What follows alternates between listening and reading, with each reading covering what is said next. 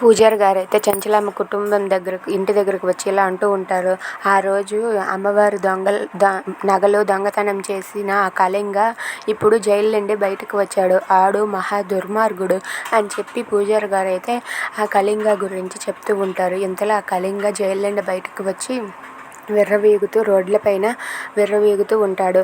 ఇంతలో అది విని చంచలమ్మ, కేశవ, అలాగే సింధూర, చంటి వాళ్ళ ఇంట్లో వాళ్ళంతా కూడా ఒక్కసారిగా షాక్ అయిపోతారు. వాడు మహా దుర్మార్గుడమ్మ, వాడితో చాలా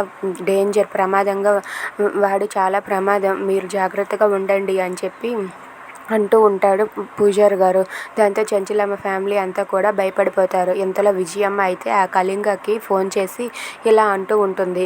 నీకు ఒక విషయం చెప్దామని ఫోన్ చేశాను. నువ్వు కానీ ఆ ఇంట్లో ఉన్న సింధూర మెడలో తాళి కట్టావే అనుకో, ఆ తాళి చంచలమ్మ మెడలో ఉరితాలే అనుకో. ఎందుకంటే చంచలమ్మకి సింధూర అంటే ప్రాణం. అలాంటి సింధూరాన్ని నువ్వు పెళ్లి చేసుకుంటే అప్పుడు తనకి నువ్వు నరకం చూపించవచ్చు.